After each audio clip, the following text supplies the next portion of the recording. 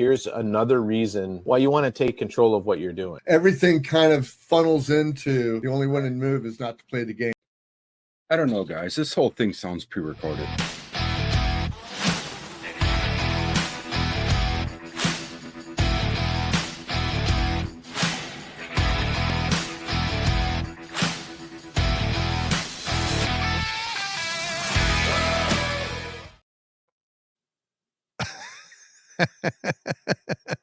We're continuing our discussion about the 2025 Street Machine Nationals. And as you can see, I'm at the bottom of my glass.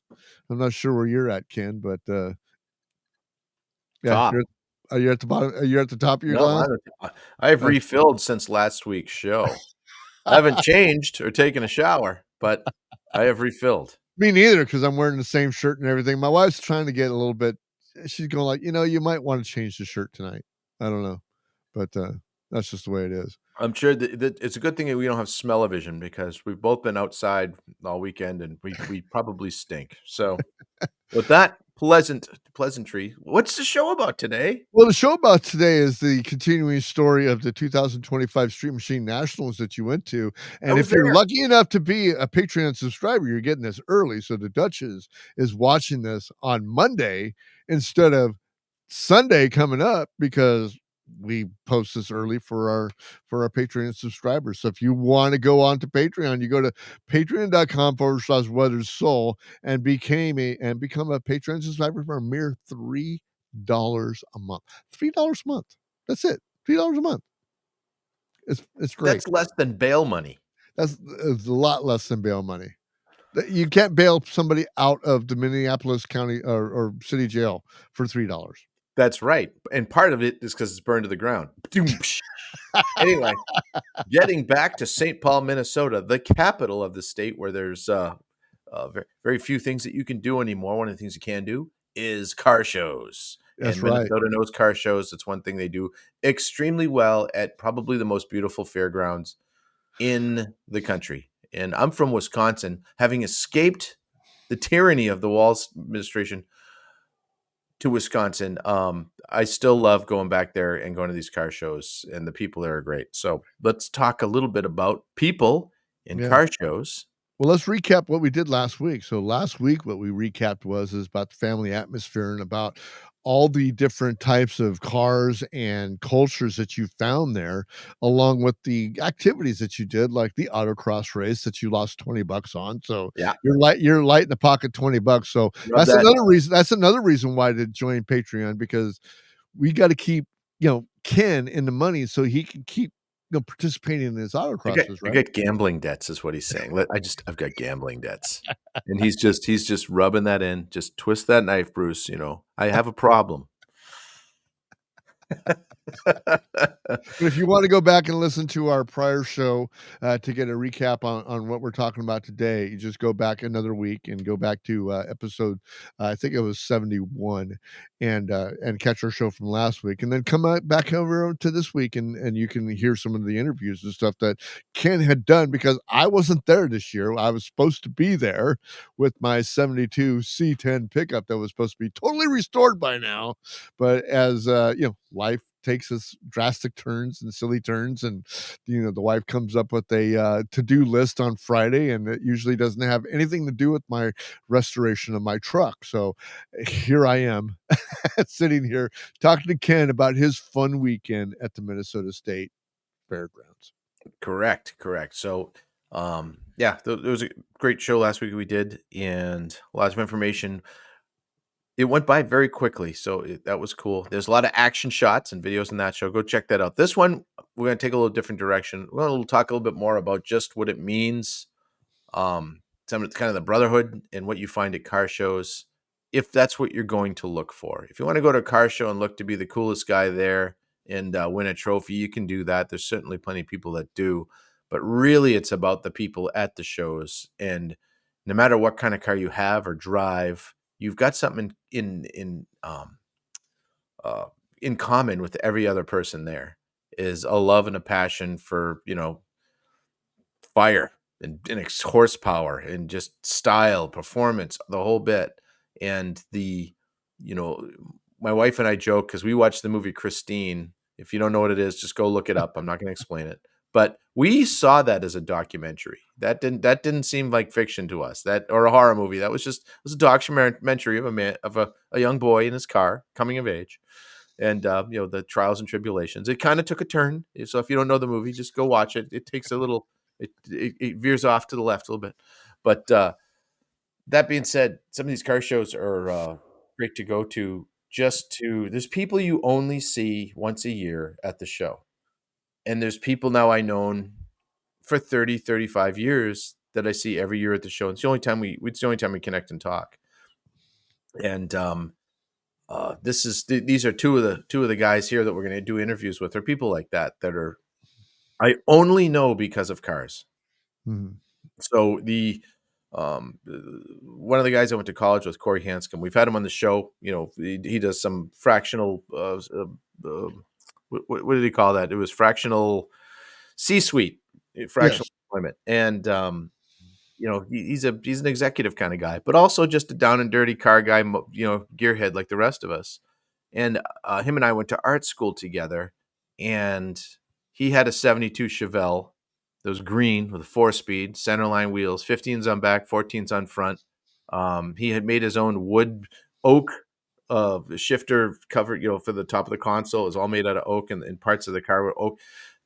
But what I'm saying is that if you meet me and in 5 minutes, I won't remember your name, Yes. but I'll remember everything about the car that you had 40 years ago. Right. And it's not just me, Bruce. I know you're exactly the same way. There's got to be someone in your life you can think about. Yeah, old Dennis there, he had that Vega. Remember? And the one Yes. would wobble a little Yeah. bit. You know it. I have my roofer that had a '71 Vega with a freaking blown freaking Chevy V8 in it that he twisted in half because a Vega is not supposed to have they did come out with a V8 in it. That's for sure. But they didn't have the body to handle it. The So, Monza, I'm fact based. The Monzas, Chevy Monzas came out with the V8. yes. Vegas never got it. Yes. Not And from the factory, but yeah. it was radical. The most radical freaking hot rod I have ever seen in my life.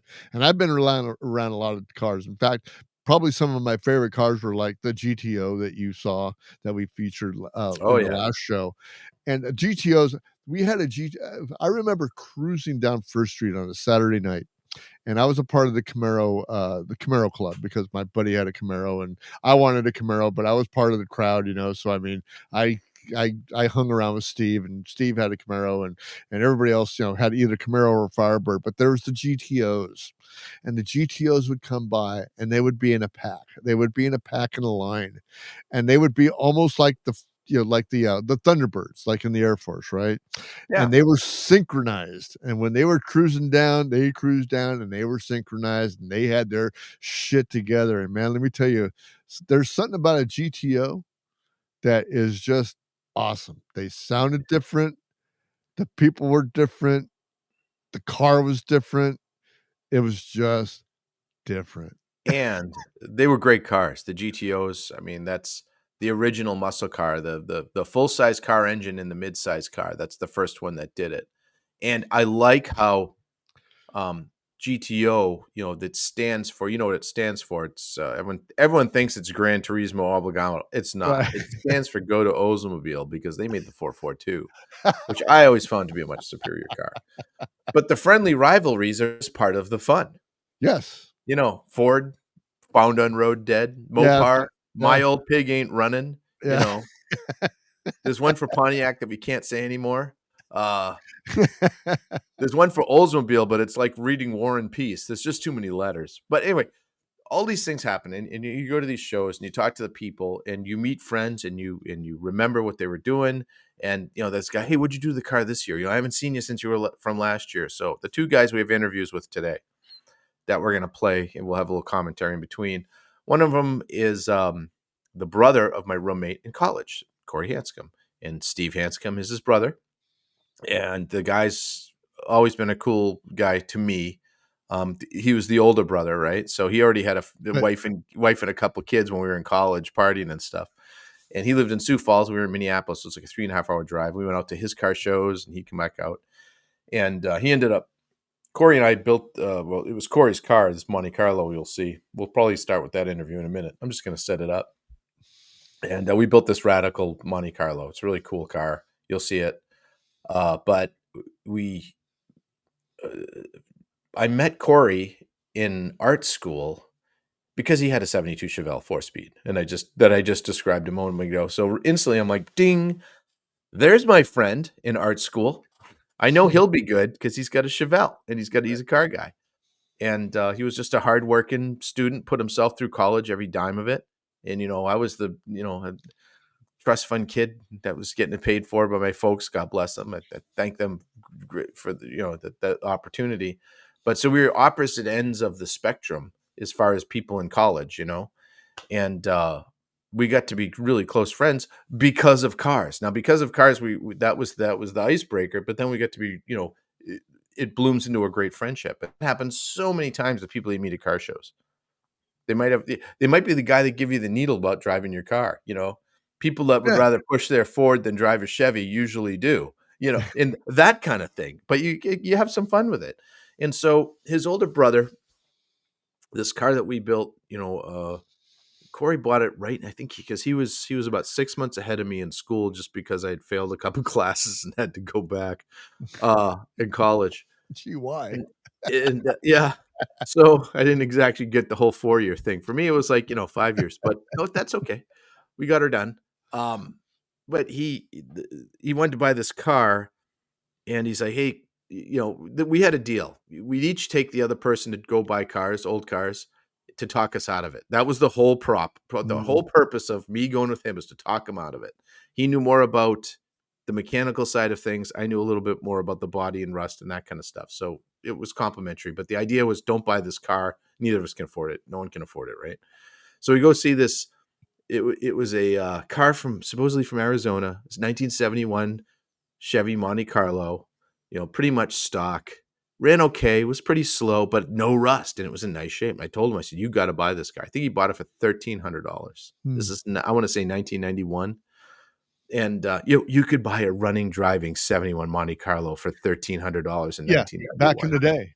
It was a good deal, but even as a good deal, it wasn't like super, super radically nice. You can't find $1,000 banger anymore. Or no, it doesn't matter. Nothing. You're looking at over $5,000 to $10,000 for anything off of a used car lot now. Used car lots for sure. I mean, I've been pretty successful in finding $3,000 to $5,000 cars that are reasonable, but private owner though. You have, I only go private owner, but don't buy from dealerships, guys. Just don't do it. It's a bad idea. Anyway, so I think maybe we can just go right into that first one. Let me fire this one up. There you go. All right, everybody. Hello. Here we are at the Street Machine Nationals all over. It's Sunday. It's about over, but my good friend and my brother from another mother, as they say, Steve Hanscom, is here all the way from Sioux Falls, South Dakota, in the 71 Monte Carlo that his brother and I built many, many years ago. You ended up with the car how many years ago? About probably 7 or 8 years ago. Just keeping the flame alive. Yep. Steve was a guy that I've known since I was in college, so he was the older brother of my best friend kind of thing. And like we drove this car, it was in the fall. It was in October or September in the fall. We drove this. I want to stop right there real quick. Sure. Look at that intake right there. Yeah, that's a Mickey Thompson, old school Mickey Thompson cross ram that Corey found at a swap meet for, I think he paid $100 for it, which was a fortune back in the 90s. Is that two 4 barrels on that thing? 2 Carter AFB 4 barrels and all that linkage and stuff. And for Christmas one year, I had all that linkage chrome plated for him because I'm that kind of a friend.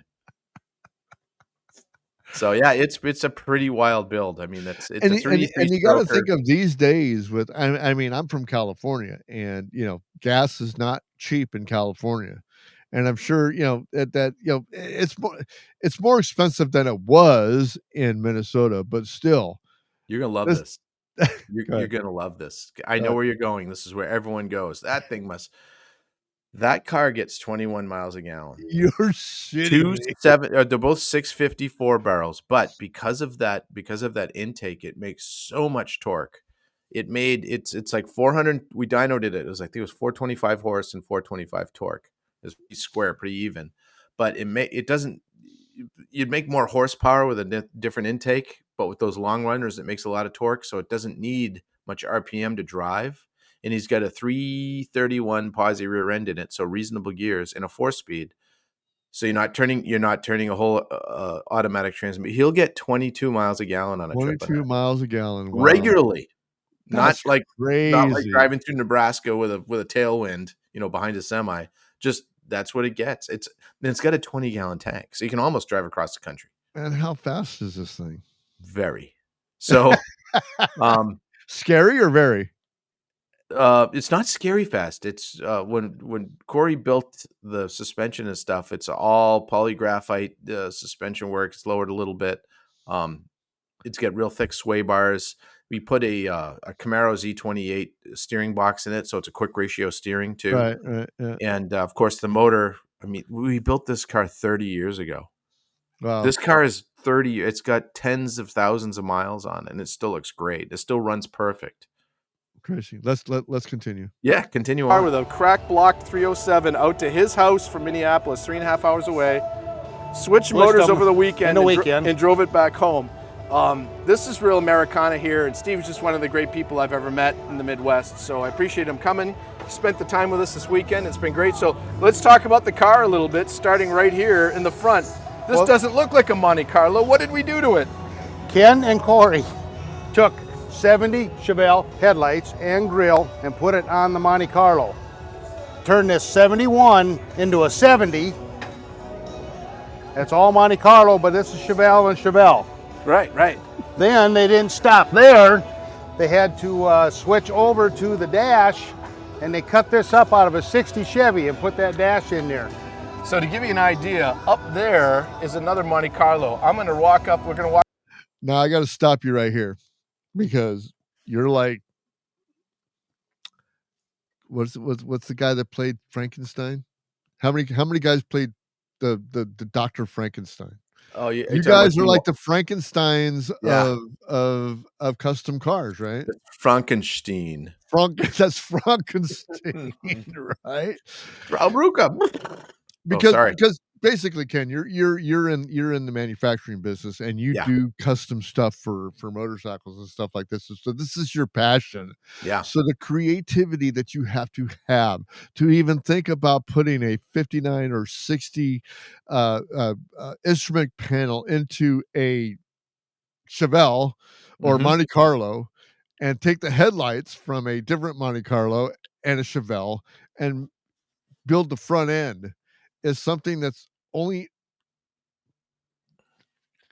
like mad scientists can think of. Well, you think about it too, the car was an automatic. Now it's a 4-speed. So we did that too. And the amount of fabrication that happened to get that dashboard to fit in that car, because if you see what a 59 or 60 Chevy looks like, the dashboards were the same for those 2 years. But we had to, I think we narrowed it. Yeah, we narrowed it 6 inches and shortened it 8 inches to get it in there, and then had to add and subtract metal and do all kinds of stuff. Then Corey had to go through and figure out how to get all the wiring to work, to get all those gauges to work. And he did. They all work. It looks stock. It looks like it came with it. It looks stock. That's and crazy. it used to have a peaked pointed chrome center, horn button. Yeah. That he called the Corey juicer.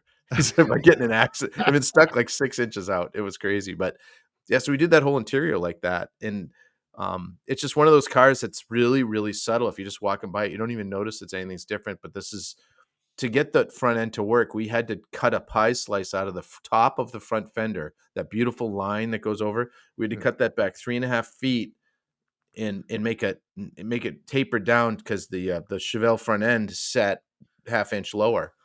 So Wow. we had to cut, and we did it in my garage. We didn't So have you're heat. talking like totally custom. Yeah. I mean, but you can't tell. No. It was all metal work. Everything you're seeing here is all metal. Let's continue. Yep. Walk up there. We'll show you what the dash used to look like. There's my town car, of course, but you guys all know that all too well. So this is a 70 Monte Carlo. We're going to talk to Anthony that owns this in a minute, but that's what the dash is supposed to look like. And the headlights. And the headlights up here. I want to back up just a little bit here. Sure. Just a little bit. Right there. Okay, now I want to take a look at that dashboard right there. That's good muscle That car dashboard there. okay, what year is this? What year is this Monte Carlo right here? 70. That's a 70 Monte Carlo. Now I have a 72 C10 pickup with almost the exact Similar. duplicate dashboard. Yeah, they were similar. They were similar. And They the yeah, Chevelles and the Monte Carlos shared a dashboard. yeah, they weren't exact. Or actually, the Chevelle had its own. The Monte Carlo and the Malibu had the same dashboard. The Chevelle had a sportier dashboard. Right, But right. They this was a weren't cool exact, but the styling and styling. everything Yeah. else is the same. It's incredible. And by So this time, between 1960 and 1970, now we have padded dashes. yes, There's seat belts. There's yes. all that. It's a totally different thing. Airbags, everything Yep. else, all the safety equipment. Let's continue. Like, And the headlights. and the headlights up here are supposed to look like this. So as you can Yeah. see, if I walk back to the car, it's different. And it's so subtle, most people don't even pick up on it. You Right. wouldn't even They know. walk by and what do? They stop. They see the front and they say it's Chevelle, but Yep. then the guy on the side says, no, it's a Monte Carlo. Exactly. So it fools them all. So, but the lines on this car are just incredible. I mean, it's a Now let's beautiful, stop right there beautiful again. car. Now Yeah. you just talked about what you did in your shop. Explain to us what that front end looks like and what you had to do. So we used factory parts. So the where it had 2 headlights, now it has 4. We ended up having to change the whole. There's something called a core support, and that's what holds your radiator up and holds your fenders up, and it holds the front of the car from flopping all around to the frame. So he had to get a core support from. I think you get the core support from El Camino, because then that way he could use the El Camino bumper, which was the same as the Monte Carlo bumper, which is different than the Chevelle bumper, but it would work with the SS grill because there was an SS El Camino.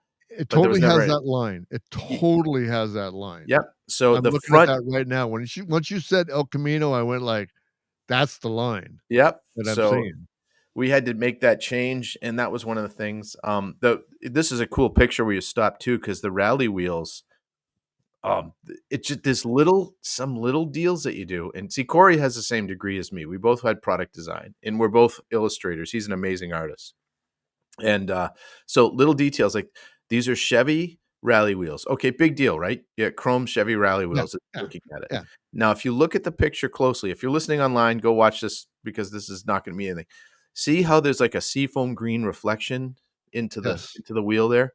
Yep. So they have a big trim ring that snaps over. So the center of the wheel is chrome plated. Where there's that little gap at the bottom of the wheel where the center cap doesn't go all the way down, we painted that inch as seafoam green to match the engine. The rest of it was painted black, so there's no seafoam green shining out around the edge. So those wheels they're black, seafoam green, and chrome. And then the center cap and so we did all that and hand masked it all off and sprayed it because we wanted something that looks different. And what it does is it just casts this color into the wheel that you can't tell where it's That's coming crazy. from. That's crazy. And it matches the engine, and that's the only other color that's on it. Wow. Let's talk about the rear quarter panels of this amazing car. It's just like you don't see that. If you would see this car running down the street, you wouldn't give it a second look unless you knew what you were actually looking at. And then you would scratch your head and go like, wow. Yeah. The 3-inch exhaust gives it a little bit away because it sounds like a beast, and it is. But it's still subtle. It's not really, really loud, but just that really deep, low, you can hear the cam. Yeah, It's a great sound. but you got the quarter panel covers down in the back end Yep. where Fender the skirts. wheels are tucked up underneath White walls. and white walls. It's a sleeper. It is such a unique looking car that you would swear that you were looking at something that you weren't really looking at. And this is the beauty about what's going on with hot rodding, or what went on with hot rodding, and what is morphing into what's going on with the young kids today with their hot rodding stuff. Yeah, because we were in our 20s when we were doing this car. So you got to remember that. I mean, I'm well into my 50s, closer to 60 than I am 50. So, 30 years ago, we're in our 20s, and we're cutting up a Monte Carlo. And that's kind of sacrilegious today because these cars are worth so much money. But Right. This is one of one. It was in CarCraft magazine in 1998, along with my 71 Cutlass Supreme that I also cut to pieces. And at that time, Steve, that owns this car, had a 1923 all-steel Ford T Roadster with a flathead motor in it. And the three of us would go cruise around. We'd go down to the surf where the Big Bopper, played that last night. Yeah. That's in Clear Lake, Iowa. They were from. We go to a car show there, and I've got pictures of the three cars together down there in different states of, disrepair or whatever. But I knew all these guys because of cars. Yeah. And we got to do this stuff because of our friendship and because of cars. Yeah, and this piece can go back into a car freaking show or back into a magazine just as easy as it did 30 years ago. Yeah, exactly. Let's end this one. Yeah, go ahead. And Steve's taking great care of it. What do you do for a living, Steve? I've been automotive my whole life, pretty much since high school. Right now I'm an estimator at a collision center. Super. And I've been out to Steve's place many times. Not recently. So I've got to get out there. We got to do some stuff out in Sioux Falls, South Dakota. Yep. That's really truly freedom out there. You've got some great. I had the chance to meet your governor a few years ago when she was still governor. She resigned, hasn't she now? Yeah, she's working in for the country now. Now she's being pretty nationally. Yep. But anyway, so again, Steve, thanks for coming. Thanks for always being a good friend and brother. You bet, Ken. Thank you. And I do appreciate it. So again, 71 Monte Carlo, my friend Steve. Thanks for watching. It's not a 71 Monte Carlo. I'm sorry. That's what it started life as. That's what the title says, my man. I know. Just it's incredible to have that vision when you were 30 years ago and to be able to take it to where you took it to in the amount of time that you did, and and all the parts and all the maintenance. I mean, this thing is still living 30 years after you guys built it. And it was driven a lot. It's made a lot of trips, 3, 4, 5 hour road trips all over in the Midwest. It also, the fun story. So Corey, at the time, I was working at the body shop. It was called Wizard Custom Studios with Bruce Bush. God rest his soul, he passed a few years ago. And we got the car done in black. It was originally cream color with a tan vinyl top. So we had to do a lot of work just to get it to not have a vinyl top. It has all the trim around it, and we had to weld up those holes. Fixed a little bit of rust, but we get it done. It took, I think, 6 or 7 months of working on it to get it done. We brought it back to the house. We how like you baby proof a house when someone is having a new kid. We baby proofed the garage, make sure that the rakes aren't going to fall over on it or stuff. Because there's like four of us guys that were all renting a house together. And we're like, okay, you get the whole garage because your car's awesome. So we moved everything except one of the guys had a 65 Dodge Dart GT, and he had put rally wheels on it, like the Mopar rally wheels that have the little die-cast zinc center cap. There was one of them hanging on the roof or just on the wall where we forgot to look up in the ceiling. It was just hanging there on a nail. When he started that car up in the garage, so he got it home. Like I said, he spent like $4,000 in the paint job, which is now wouldn't buy you 3 quarts of paint, but back then there was a lot of money. Parked in the garage. It had 3-inch exhaust, but it dumped right before the rear axle, so it was pretty loud back then. He started up and everything's reverberating, and that center cap die-cast zinc, so it was heavy, came down, dinged the hood, or dinged the roof. It just put a ding in the stainless steel trim on it, rolled down, hit the hood, left a mark on there, and then put another chip in the fenders that fell off to the floor. And we all were looking at it because we were all standing up there when he fired it up. We all left. We're like, nope, he's going to kill everybody. He's going to kill everybody. And, but that's the kind of shit that happens. And now we think about it, we laugh our asses off. It was just, you just spent all this time and energy and money, and there's one thing we didn't see, and tung, tung, tung, tung. I know you didn't get any pictures of any of the modern stuff that's out there, or some of the kids that were out here at the 2025 Street Machine Nationals. But what did you see that probably caught your eye that was kind of Frankenstein-ish, like what you saw, what you created? What we can do is, as we go through this, there's a video that we have up They'll be ready to go that we can play a little bit later, and I think we'll just turn the sound off, and I can just commentate over it because Mhm. it does show a lot of these cars. Yeah. A little bit of everything's there, and it's pretty interesting. There was everything from brand new cars. My son had. If you go back and watch the last episode, you can see my son racing his 2025 Toyota GR86 in the autocross very successfully. A lot of guys like that, having newer Volkswagen Jetta GTIs. You see a lot of those, and um, Nissan 350 and 370Zs. Those are great cars because you can buy them cheap and they're fast, and you can hot rod them. There's a big aftermarket for them, so you see a lot of those out there done up, whether for race or just to look cool. They do that. Panther platform cars. This was awesome. So for those of you who don't know what Panther platform is, that is 19. It's probably the longest running like unchanged car, 1979 to 2011. And Ford made their full size rear wheel drive cars. So like my car is a Panther platform, 1997 Lincoln Town Car. They started in 79, and they built the last town car in Crown Vic and Grand Marquis. The Grand Marquis was done by, I think, 2009, but the Crown Vic cop cars, that's how you know them. They're cop cars. Every Law and Order that's ever been made has Crown Vics in it. And they made those for that light. You start to see them because you can buy those cars for next to nothing because they last forever. They're bulletproof. I mean, a lot of them literally.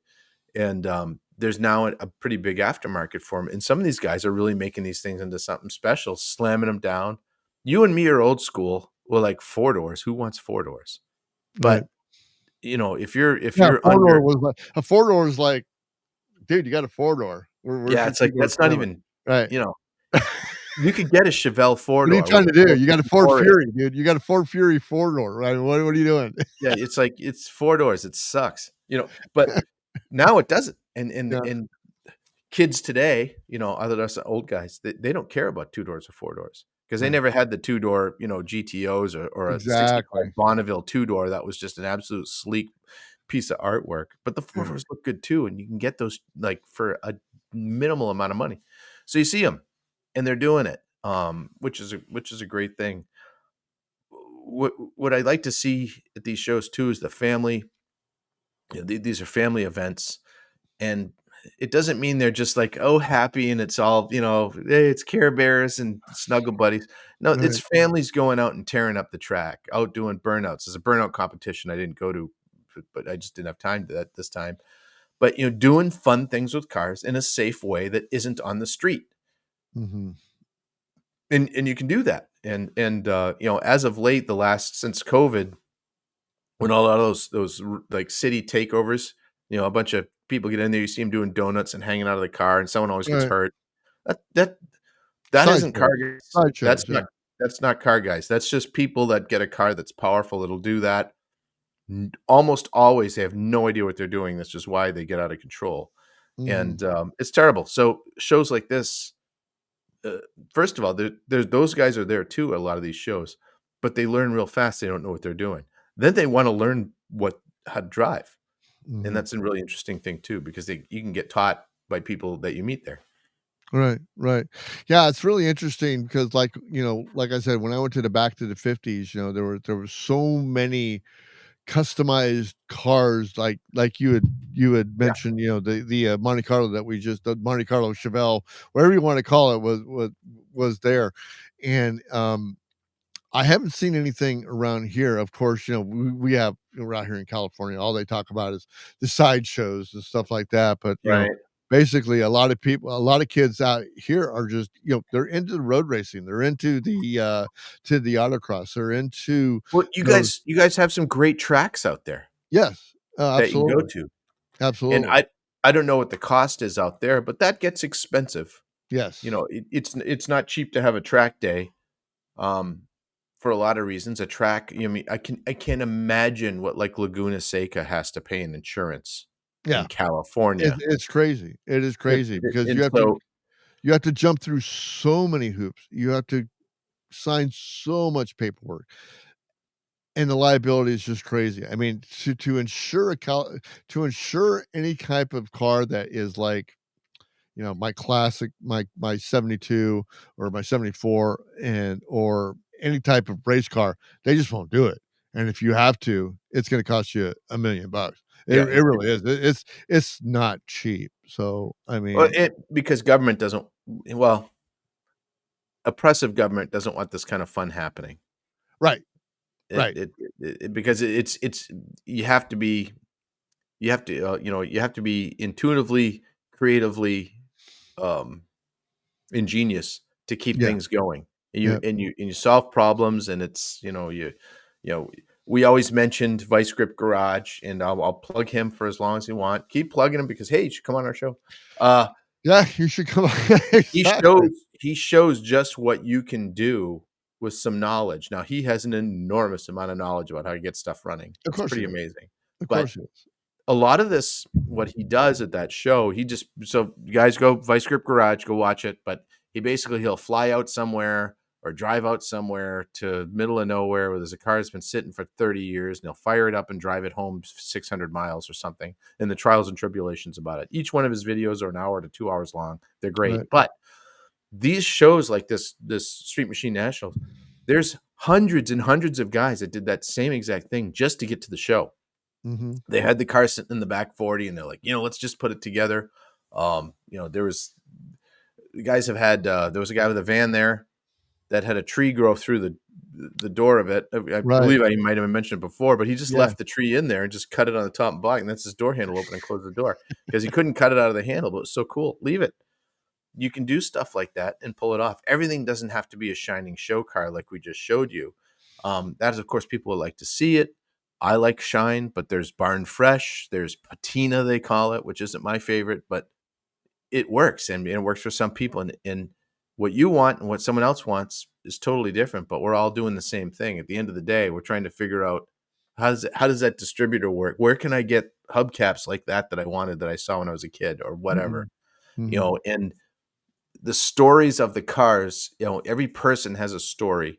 And, in the next video, this would be a good time to Yeah, start let's get that to the one. next video. Let me fire this one up here. I'm going to add that one to stage. Okay.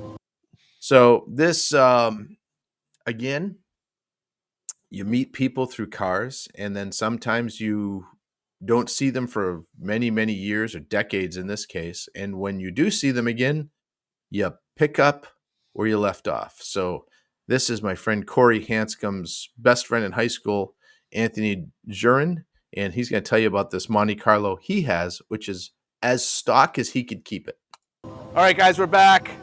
Our next talk, of course, we're at the Street Machine Nationals 2025. This is Anthony DeJurin from Clear Lake, Iowa, if I'm not mistaken. As of late, Anthony's you're a world-class photographer, videographer, musician, and best friend of my best friend. So we're best friends just through that. I met Anthony in 1987 in Clear Lake, Iowa, when we were. I got a car coming here. When the guy that I was rooming with would have to go back to Clear Lake, Iowa to work, and while he was working, he's like, "Well, what's my buddy gonna do?" So he's like, "Hey, Anthony, can you take my friend?" I want to stop this right here, real quick. How many of us freaking gearheads, freaking classic car freaking enthusiasts are also musicians? Quite a few. Quite a few. I just wanted to put that in there because Does anything go better with muscle cars than, a cigar and a guitar? Exactly. It rhymes. Muscle car, cigar, guitar. Hey, that's our new theme. All right, we'll have to start working on that. There we go. Friend Ken from Boston around, and we drove around in this Monte Carlo. So let's talk a little bit about, first of all, thank you for coming and being on the show here. Yeah, it's all good, man. This Monte Carlo, tell us what year it is. It's a 1970. 1970, and how did you come to own this Monte Carlo? My father bought this car used in 1972 with 18,000 miles on it. He had previously owned a 1970 Chevelle Super Sport in the same color, and he was a young teacher. He was 25 years old, got into an accident with it. It was his fault. His insurance shot up. So we went from the Chevelle to a 1971 Chevy Vega. which was a huge pile of junk. And as soon as the insurance rates came down, we got this. You got this. And we bought it in at Jim Denning Chevrolet in Rhinebeck, Iowa. And it was previously owned by, it was a graduation gift for one of my dad's former students. And she didn't like the car and they traded it in. My dad picked it up in '72 and we've had it ever since. That's great. You know, and your dad and my dad had a lot in common, and not only Both being music similar, teachers. both music teachers, both being of similar age. Yep. I think your dad was a little bit older than I mine. think my dad was a little bit younger. A little bit younger. What year was he born? My dad was a high school class of '64. Okay, yeah, that was a little. My dad was high school class of '48, so it was you a little bit. But both. Mind you, that the color on this Monte Carlo is the exact same color that my '74 C10 stepside is. Now, Bruce, when you say exact same, it literally is the same color because it was a GM gold color that they It used is for literally almost a the decade. same freaking color. But this part of the story is interesting because I think I met his dad once, you know, but I didn't know him, and I didn't know he was a band teacher until like within the last year, as Anthony and I were talking about stuff, and you know, my dad passed, his dad passed within the same year, so we had a lot to talk about there. I was like, wow, he was a music. Oh yeah, it was a lot. You know, it's just one of those things that you just, as I said, the car culture gets you in to meet some great people, and then you start finding the intertwining similarities and you know, affinities for the same kind of stuff. Yes. In coincidences, that it's pretty interesting. So that's why I say talk to people at car shows, because you never know where the conversation's going to go. And one more thing I want to add. Sure. That thing has a tonneau cover hood. Like, I guess that's the color, right? The tonneau What? cover. No, it's a vinyl top, Bruce. Tonneau covers what you have on your truck. Listen to me. I know I said it wrong. Excuse me. We're in my realm. That would look fantastic on my '74. So I want you to also notice in this picture. So again, if you're listening online, go watch it on the thing.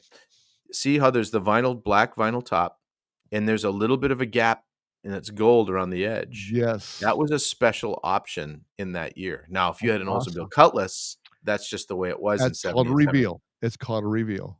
And it goes down. It's paint. You know, the later models would come down. The vinyl top would come all the way down to the hood. Yes. Didn't have that little space there. Now, if you had that little space, it helped it from rotting out so bad. But we talk about that a little bit during this too. So yeah, there we go. Music teacher. So it's funny because I guess we didn't really realize that until very recently. We have conversations about it. Our growing up and our we walked some parallel lines. We walked some parallel lines. You know, a lot of concerts and a lot of. Your dad was also, from all accounts, a really great teacher that really took his kids seriously, and mine was too. And you know, so hats off to the teachers out there that really do the work. Yep. But back to the car, we could talk about our dads for 2 hours. I'm going to show you a little bit of the interior. Would you open that door for me if you could? This is absolutely period perfect. I mean, that's the original dashboard. Look at the shape. Original dashboard. See, we have a factory flaw right here. The dashboard didn't quite fit right, but they still sent it out that way. Wow. And the original carpet and interior. I got to stop right there. The same thing. They hadn't fixed this thing in years. It happened all the way through, all the way into like the late '70s. That ill-fitting dashboard stuck. Whether you had a Monte Carlo, whether you had a Chevy C10, Blazer, whatever, they were all like that. And it usually got worse. It usually got worse with age. This It's car bad. was their baby, the family. I mean, it was never a toilet. It was always nicely kept. It's been redone, but that is the original interior. Look at the shape it's in. That's a 1970. The headliner's been replaced, and then about 20 years ago, the car was repainted in its original color. Did you replate the bumpers, or are those original still? The bumpers are replated. Yeah, so they're gorgeous. And notice bumperettes. So for you young kids out there, these bumpers don't move when you hit them. So there was an option you could get, and that was an expensive option to put the bumperettes on there to kind of protect the bumper from getting dinged. And then the vinyl top was replaced when the car was painted. It's a factory installed vinyl top. and it had stitching in it, where this one's different. This one Right, doesn't right. have stitching. So you can see there's a seam right here.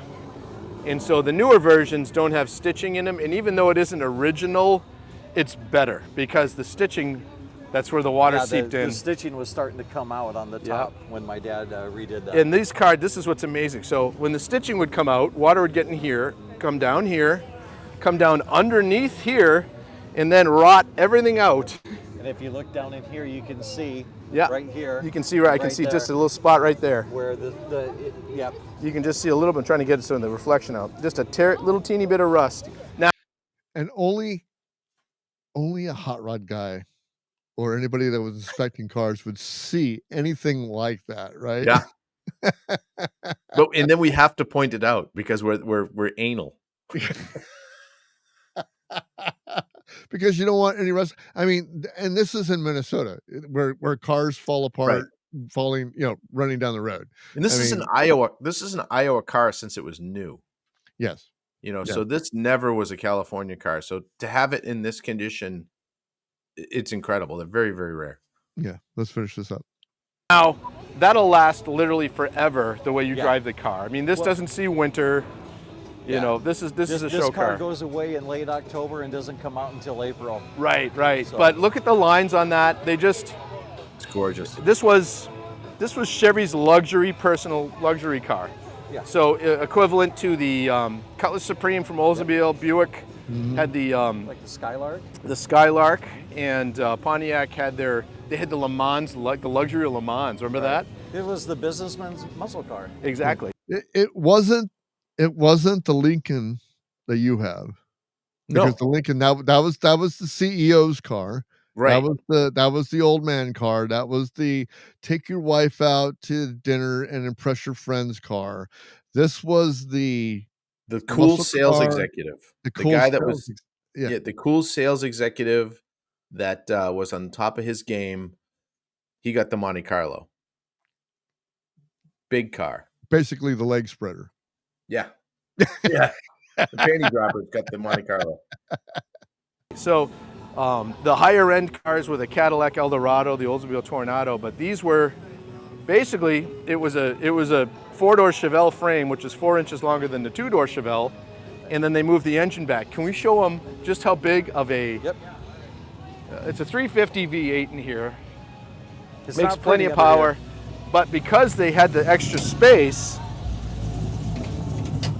so they had a 4-inch longer frame, they moved the engine back 4 inches from where a Chevelle was. So you had this.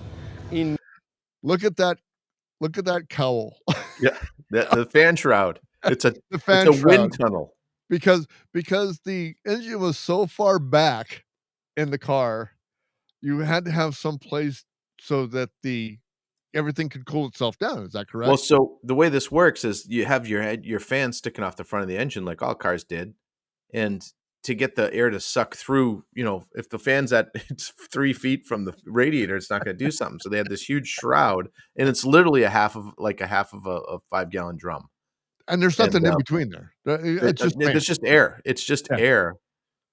But it created a vortex. And I think Boeing used to use those when they were developing the 747 for aerodynamic wind tunnel testing or something. But we talk about it a little bit. You can see it doesn't look that big in that picture when I just hit play. You'll see how big it is. Enormous. I mean, I'm going to put my hand on this so you can get an idea of how big this Look at tunnel that. is before you get to an engine. So It's 2 feet. a lot of crumple zone, and they did that so they had something for NASCAR that was going to be competitive to some of what the Mopars are doing. Right. They didn't have the Hemis and stuff, but if they moved the motor back, they actually handled better, and they won a lot of trophies with these cars. Yeah, a lot of these were lost to race car driving. Yep. Yeah. So these are Because very you could popular. Pull that shroud out, you could stick the 454 big blocks in there, and Yep, really easily. they fit really easily. Yep. And give you plenty of space. But anyway, I'm just doing little brief interviews here at the show. And so, again, Anthony, it's always good to see you. Always good, dude. It's always good. And, we were actually we didn't see each other for probably 30 years because you were in the military, then you were in... yeah, I lived in England, I lived in England for 6 years, Right, California for a couple, Pacific Northwest for a couple, kind of hopscotched around, then landed in Miami, Florida for 12, and then moved back up to Iowa about 8 years ago. Yep, and we had got in touch through Corey, our mutual friend, and it's just good to see you again. Now he's only 2 hours away, so I'm going to try to get down to the Clear Lake show in a couple weeks. Got it. We'll try to meet you down there. Got and it. again, thanks for being on, and Thanks, man. catch you next time. Yep, definitely. And when I saw that and he started talking about NASCAR, I remember Harry Gant and the Skull Yeah. Bandit, which was a Monte Carlo. Was a Monte Carlo, and it was competitive. Dale Earnhardt, who drove a Monte Carlo, and all the Chevy drivers. I mean, the Monte Carlo was the status quo of NASCAR for a long time. Yep. And it just made sense. And to see that car, because I had a Monte Carlo myself. I didn't know that. Back in the day, I had a 76 Monte Carlo, piece of crap. Oh, nice. Door wouldn't open. I had to get into it NASCAR style the whole bit. There you go. I think I bought it for $300. Left it on the side of the road because it blew up. Whatever. Right. Like a lot of my hot rods. I had $28 of damage, and we're like, "Yeah, the hell with it." Yeah, exactly. Forget it. It's not worth it. It's not worth it. God, but a lot of memories. But a lot of memories of all these cars that I've seen, man. I've had so many of these muscle cars, and so many of them slipped out of my hands. Mhm. And just to think about what you have worked on and what I have had, and what I have now that I'm just will not let that pry out of my hands at all, ever. That truck is never going away. You and me both, man. Everything becomes cool if it's nice and you've kept it when it gets old. You and me, hey, in the 80s, a 70s Chevy pickup was garbage. Yes. Nobody wanted them. No. Nobody wanted them. And you could buy them for $200, and they ran and drove. A really, really, really nice one was $1,500. Yes. Now that same really, really nice one's $75,000. Yeah, exactly. You see them on Barrett's all the time, going for 75, 100,000, 150,000. Just it's crazy. So looking at what things are, what now is what they're going to be worth in the future. I had a lot of Buick Roadmaster wagons. I loved it. It was one of the most perfect cars that was ever built. 260 horse, 330 foot-pounds of torque, posi trailer. You'll pull a full 5,000-pound trailer, which is a 26-foot Airstream with a station wagon in the 90s. And then if you didn't pull a trailer, you'd be getting 25 miles a gallon. It was about the perfect car. They were almost free for a long time. Yeah. Enter, not going to get political too bad, but enter Barack Obama and the Cash for Clunkers. They took these near perfect, really good cars, economical, but they were just under the average, 22 miles a gallon thing, because when you averaged it somebody did a deep dive and showed every make and model statistic of how many cars were ruined that were destroyed in that. So the Cash for Clunkers was, if you were under a certain gas mileage, you could get $4,500 towards the price of a new car. It was a scam. Yeah. And there was thousands of these Roadmasters, Cadillac Fleetwoods, Chevrolet Caprices that were great cars. And you know what? They were good cars for people that couldn't afford anything nice. Exactly. They were $1,500 cars. I mean, I had 3 sedans, 2 wagons, a Caprice, and a Fleetwood. So I've had a lot of these cars. I'm an expert on them, and you could get them for next to nothing. Then Cash for Clunkers came along, and they were gone. Yeah. Now they're collectors. So now, and these would still be, because these were 350,000 mile cars. They would last. Yeah. CARB, California Air Resources Board, did the same thing. They send me a letter every year. Hey, we can give you $2,000 for that 74 freaking C10 pickup you got out in the front yard. I'm like, there's no freaking way that you can pay me. Put a 0 on the end of that, brother. Put a 0 on the end of that. Put 2 zeros on the end of that. Yeah, we'll talk. Because they want to get us out of this stuff. And that's why these shows are so important, and the brotherhood of these people are so important. Now, I'll be honest. There's groups of Tesla owners that are the same way, but it's a little bit different vibe with people with brand new cars than people trying to preserve, because you're not just preserving this vehicle. As far as being green, this is as green as you can get. Is taking a car. His dad bought the car in 1972, and they've kept it pristine as best they can to 2025. Yeah. Yeah. Meanwhile, these environmentalists are trading in their car every 2 years to get the newest, next best thing. And where's How that many car cars going? were Yeah. manufactured to hurt the environment between 1972 and 2025 so that you could feel better about what you think is environmentally sound, where that Monte Carlo still gets 20 miles a gallon with a 350 in it, and it's a blast to drive. It's going up in value, not down, and it's been doing that for 30 years. Yep. It makes sense on every level. Now, granted, you're not going to drive it in the winter, but you can drive it every day in the summer. Exactly. In California, you can drive it in the winter. You can drive it all the time. Yeah. You got a cool video because we're coming to the end of this show. Absolutely. And of course, it's just fitting that you have an exit video to the car show. Yeah. And you requested not to put any sound in this, which is cool. That's fine. Yeah, so, You're going to I'll comment through all the way through this. I'll start up. I'll not you go ahead and get the thing fired up. Okay, we'll do. Let's fire this up. And this for is those as for those that are not on the video portion of this, we're just going to do as much as we can on trying to tell you what's going on. Go ahead. So this is leaving the show today, Sunday. Ooh, Cutlass Supreme, that green one, I missed that. That car's beautiful. This is just I put my camera on. This is my Lincoln Town Car. You can see the window sticker there on the side. I unfortunately didn't set my GoPro, but so there's your Monte Carlo.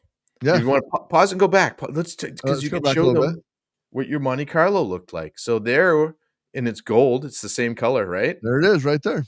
That gold Monte Carlo. That's a 76 because it has the stacked headlights. Yep. Stacked square headlights. Yep. But And look at what's next to it. The door didn't open. The door refused to open for me, and I used to have to keep the window down. And I would jump into it, Harry Gant style, and away I would go. The power windows worked. It's just the power doors. The power lock was locked. I couldn't get it unlocked, and that's the way they were. You paused at a perfect spot. This is an excellent example of what's at this show.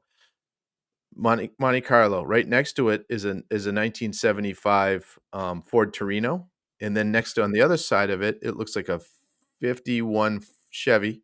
Yeah, and then a new Dodge pickup lifted up, and then what's that square body? You have one of those square body, freaking C10 or C20 or C30, whatever it is over there. It's just absolutely cool. Go ahead, hit play, and we're going to drive right by it. So this is kind of the way out of the fairgrounds. It gives you an idea of just the beauty of the state fairgrounds too.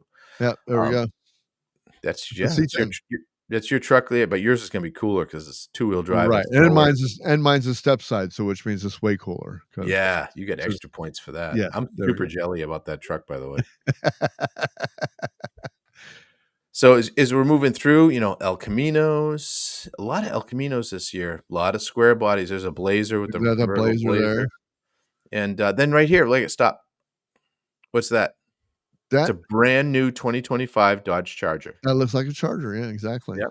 Now I can't remember if that one was an EV or if that's the 6-cylinder, but it's welcome there. Yeah. And people were checking it out. Again, this was probably 2:00 in the afternoon on Sunday, so it's pretty cleared out. There's about 40% of the amount of cars that were actually there on Saturday. Mm-hmm. So it's pretty cleared out, but you see a lot of cars still. So this is the north end of the fairgrounds, right by an exit. So we're going to turn and kind of get back into the meat of things. You remember being right there, Bruce? This is where we parked at. This is where we parked at for the. Yeah, parked up in this area. Camaros, we got Vets and Firebirds. Some like I'm going to back up here. Yeah, because I want to show you that I had one of those right there. That Mustang too. Yeah. Well, I had a Mustang too for a long time. I had a Mustang too. Piece of crap. Another one that the door you had to lift up the door to get it close. Yep. But nonetheless, it's a classic now. So rolling through the fairgrounds, all kinds of stuff. You have 50s cars, you have new cars, 80s, 90s, everything in between, and everything's welcome. Like right in front of us, that's I think it's an Acura. No, I'm wrong. Yeah, that's a 370. It's like an Acura. No, it's a 370 Nissan 370Z. Okay, gotcha. So, Camaros, there's a Camaro club there, and they all park together. And there's a Challenger club, and they all park together. And there's like 20 of them in a row, and it's kind of cool to see 20 What is challenge. that? That's not the Fukenberger, is it? Right there? The Fukenbrow? No, that's Yeah. not the Fukenbrow car. That he Okay. didn't have that. He had his '64 El Camino with that. A friend of mine Okay. All right. had the old Okay. Chevelle. Similar, but look, there's a '30s car, 50s, everything Just in the whole between. culture, man. Just the whole culture. But look at everyone's just hanging up by their cars. You get your chairs, hoods are up. Everyone's talking about what they're doing, and off to the pause it right there. To the right, there's a guy that just sells neon signs. So every Yes. kind of neon sign you can think of is in there. It was a cool place. They need more vendors. We're gonna push for that next time. But it's seemingly endless when you're driving through, right, Bruce? I mean, Yes, it is. It's like, how many cars are there? I want to emphasize to the audience that when I got to the Minnesota State Fairgrounds, because I had only seen one show on the Minnesota State Fairgrounds, and that was one of the shows where I saw where they had, I don't know, the land of 10,000 legs. I think it was rat rods at the land of 10,000 rat rods or something like that. A little I can't spectacle. remember the name of the show. Yep. But to go into this place and we have fairgrounds here, of course, we have fairgrounds, but the Minnesota State Fairgrounds is such a unique spot that I have found that I'll remember for the rest of my life because number one, I've never seen it empty. Number two, I was in a biblical rainstorm. Yeah, it was. It was. And we number passed three, the arc when we left, if you remember. Yes. And number three, it was just such it was a town inside of a town. And Yes. it was a town inside of a city. Mhm. And when all these people get together, you feel like you're in a small town. And that was freaking cool, dude. Yeah, it I was. loved it. And I thank you for inviting me and showing me all this because we had a great time. It was an honor to have you out there. Yeah, absolutely. So as we're rolling through, this was one of my pause right there. That is a Boat Tail Riviera. Pause right there.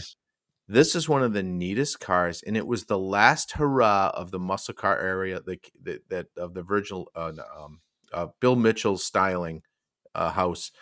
They came up with all the really, really cool, sleek, fastback cars. So in 71, this Buick Riviera was launched, and it was 71, 2, and 3 they made them. I left one of these on the side of the road. All right, I've had it with you. I can't have it shown. That is just that Bruce, you're killing me, Smalls. These cars were I worked on restoring one, but you can see the rear window in it. It wrapped all the way around, and it had a boat tail, and it was actually kind of it was a throwback to the Auburn boat tail speedsters of the 30s and some of the more elegant cars. And it was a very expensive car. It was Buick's top of the line. Yeah. And a 455 4-barrel. 71 was still pretty good. 72 they started detuning. 73 they detuned, but it weighed a lot. That one. Yes, it weighed a ton. It was about 4,800 pounds, if I remember right. So it was a salvage. Car. It was a salvage. It was pretty much unregisterable, and I was in a little bit trouble at that time, and I had to abandon the car for my own safety. Well, and the engine, the 455, and even though they detuned, they still made some power. They weren't fast in the throw you back in your seat, but when you floored it never stopped accelerating. Correct. It would just, like a freight train, it would just keep going. But trucks, these are big things. So there's a lot of trucks there. Bright colors. I mean, look at the colors of the cars. Yes. And these are new cars that people are putting these colors on. Yeah, look, that new Mustang there. Yep. Yeah. Just beautiful. And then beautiful. Oh, if you look to the right, we're coming up here. That little that 60 that what is that 68 fastback or 60 some? So that's it's like a 69, and right next to it's a 79 pace car Mustang, which was the first one when they got back to exactly. They went to Mustang 2, 70, Mustang 2 74 through 78, and they were absolute garbage. Then 79 they came out with the Fox body, and it was a much better car. Absolutely. And then, you get some booths, and people bring tents, and, you put the tent up behind your car, and they're just hanging out. And, more Mustangs, a lot of Mustangs there. Couple of vans. Oh, yeah, the vans Just were cool. bells. Look at stop right there, stop. 350. Pause right there. Oh, let's back up just a couple, because this purple car you gotta see. This Yep. is so this is a 340 Duster. This was one of the Yep, last Duster. of That's the real muscle Dusters. cars. The fucking Duster was awesome, dude. Excuse my French, but the Duster was awesome. I wanted a Duster, and I was never able to own one. But My friend in high school had one with the leaning tower of power in it, the slant six, and that was not awesome. Tower of Power. But speaking of Tower of Power, John Domingo. Hey, all right. Believe me, you guys, it's an inside joke. Go back, listen to our last 5 episodes. You'll understand. So this is the Nemo car. So see to the right, go forward a little bit more, stop.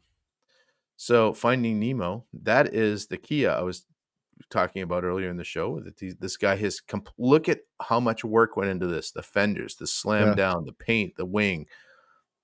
And the whole interior was completely custom and done like that too. And he actually had hanging fish that were like Finding Nemo from. That's too cool. It was themed that way, and it was. And my granddaughter saw this car and lost her shit. Loved it. Just and that's what it's about. And the Back guy, to the family thing. Back to the family thing. in the blue tent was sitting there, and the gentleman that owned the car was sitting there. Yeah, you go check it out and stuff like that. And they gave her a sticker and stuff. It was really, really cool. Another Monte Carlo, green lowriders. So this is the lowrider group, and they're driving around and they're bouncing their cars and moving them all around, and that's cool as hell too. 57. Yeah, LR. And that's Popo. So that's the fair police. There's Popo, so you're feeling very safe. But the state fair has its own police department. You can pause right there. That's the actual. See, it says Minnesota State Fair Police. They have their own police department on the grounds, which is pretty cool. Yeah. I had such a good time at the orderly, wasn't it? 50s. So orderly, so friendly, Suburban. You felt untouchable, man. And even with the police around, I mean, with the security and everything, because they're enjoying it. The guys that do this, I've talked to a bunch of them, and they all try to get this back to the 50s in CarCraft. They both are Street Machine Nationals. Sorry. They try to get this beat because it's such a great thing to work on. Because no matter, you're gonna have a problem here or there. Maybe someone gets sick, or someone drinks too much and does something stupid. But it's very, very rare. There was an accident. I tried to find out about it. There's usually someone bumps into somebody else. I don't know what happened this year. There's something happened, but it wasn't a big deal. But mostly they're just walking around looking at all the cars, talking to people, just like everyone else is. Yeah. They're part of the show. They're not just security, which is nice to see. It's like the old cop on the beat, Mayberry. It really does. It's in a microcosm. It shows this is how we could fix a lot of problems in the country. Right. Come to this and see how everyone interacts. It's great. All walks of life. Yeah. Ken, man, another freaking great show, dude. We're coming to an end, man. We actually went long tonight, but it was worth it. It was worth every penny of it, man, because this is a culture and a time that I want to say that I hope it never goes away. I mean, we talk a lot about nostalgia. We talk a lot about, wanting to keep the old times and stuff like that, but we have to move forward to keep what we have going on, because time marches forward. I mean, every year that clicks off, we have a new classic car. Every year that clicks off, some of us are gone, leaving behind our hot rods and stuff like that, hoping, because we don't care. Once we're gone, we don't care. Yeah. But we don't want that to end up sitting in some junkyard just rusting away. We hope somebody else appreciates that art and the work that went behind it to get it to where it's at, to keep going. And it's important for the young people out there, because me and you were just a bunch of old guys, man. Nobody's listening to us. Nobody cares. Right. But you young people, man, you got to understand that this is a culture that is worth saving. This is a culture and cars and automobilia and all that stuff that is worth saving. It's worth putting your time into, man. And I encourage anybody who's interested, go talk to me, go talk to Ken, go talk to these old guys that are sitting by these cars. We're here, man. We're not going to say you're a dumbass. We're going to sit there and we're going to tell you what we know. And that's my point to old guys. don't look down at the kids that are doing the same thing. That we You used know, to. in 1990, when we were, in our 20s and 30s, just coming up, didn't have any money, we probably couldn't do a really nice 57 Chevy. We really appreciated it. But we could get a pretty cheap 74 Malibu Laguna S3, for like $600, and then pull that motor, stick a cam in it, headers, some Camelback double hump heads, throw it back in there, and have a pretty fun car. And the guy at the 57 says, "Yeah, but look at that. Who wants one of those new ones?" Right. You got to remember that, because that's what the kids are going through right now when we tell them we don't like their stuff. Right. Right. Now, And being the same electric dumb cars are kid, different. Those can all go to hell. But and being the same dumb kid that had the freaking big old 50s in the back and a bunch of freaking, air shocks, which you can't freaking get anymore, right? And then you put the air cleaner cover upside down so you can get some kind of a little bit of sound out of Right. your car because you couldn't afford headers. These are the dumb kids that are making these freaking cool ass cars today. Well, People like me. there was a People like car. you. Go ahead. Bruce, there was a car, and I didn't get a picture of it, but I talked to the guy because he was parked next to me when we were on staging. 1970 Dodge Charger RT Yes. 440. All right. Oh, So nice. already the top dog, right? Right. Other than the Hemi. Brown, black vinyl top with the optional alligator skin. So Chrysler had you didn't just get vinyl, you could just get the vinyl, but they had a bunch of other ones too. They had a paisley one, they had one with flowers in it, they had a mod one, and they had alligator skin looking, and this was original. The car was jacked up a little bit on air shocks. 5 slotted ET mags all the way around Oh, with yeah. 50 series tires. It was Oh, yeah. perfect, and I expected when it pulled up to see an old guy in it. This kid was like 29 years old. And I'm Nice. like, "You have made my Thank day." you. He goes, "I got it like this, and I'm not touching it. It's staying like this, 'cause this." And I'm like, "That was every high school parking lot in 1982 Yep. was stuff like that." Yep. Absolutely. Jacked up, ill handling, probably didn't run very well, used oil, leaked. But how much fun did we all have in those cars? We had a great time, man. We had a And what did we do? fantastic We time. just drove around. You just Yeah. drove around town, stopped at the convenience store, the local gas station, or the strip mall where people hung out for a while until the police would come and say, "You got to go somewhere." But Yeah. they're still doing it, Bruce. They're I still love it. doing it. There's hope. Let's take this home, man. Hey, if you guys want to support us, go to patreon.com/WeatherSoul. We got all kinds of tiers up there. I want to shout out to Duchess, the Duchess of New Jersey. She's a Boomer Bunker. She is the co-host of the Boomer Bunker. They are on Mondays and Thursdays. She is a Patreon supporter, and we're looking for support all the time because we love doing this, and we do this for free. It's our passion. It's like hot rodding. It's like, working on cars and stuff like this. We want to do this forever, but we could use your support. So we got a bunch of tiers over there. I'm not going to go through them all, but I just want to encourage anybody to go out to any of the links that you can get to, buymeacoffee.com/WeatherSoul, patreon.com/WeatherSoul. Go to Mad K Studios because Mad K, Ken is a artiste. And as you can tell by some of the work that he's done, Mad K Studios is the place to go for any of the art stuff that you want to go and get. And also, if you want some of our swag, you can go to horribledesigns.com and go get a bunch of our swag that we have. Ken's got swag there. I've got swag there. Boomer Bunker has swag there. Everybody's got swag there. And like I said, man, I'm going to let you go ahead and do my part because you do it so much better than me. So if you like what you heard tonight, we're trying to grow this show as best as we can, and so we recommend it to 5 people that you think would really enjoy this show, and 1 person that you don't think would enjoy the show, but we might be able to change their mind. That's And right. we're trying to grow this. We're really enjoying it, but go ahead and look at our Patreon page. Go to the website and make sure to check out Horrible Designs, Mad K Studios, Weathered Soul, the whole bit. Yeah. Like, share, and subscribe to this show if you like it, like I said, and share it with somebody that you don't, just like Ken said. And we're going to be back probably in a couple weeks. And we got Danny Hudson coming on from the Tennessee Hot Sauce Company. And I'm going to be doing some taste testing, and maybe you too. And I'll be sitting here with my ice cream all ready, because I'm sure that some of his sauces are a little bit on the hot side, but man, they are so tasty, so tasty. And then we got a lot of other guests that are coming on that Ken is actually bringing up. And we're just going to keep on bringing you great shows time after time after time, because we love podcasting. So, Ken, thank you for being here, man. I really As appreciate always. you being my co-host. And we're going to be back next week with another edition of the Weather Report. You guys have a great day, a great week, and be good to yourselves. We'll see you later, guys. Bye.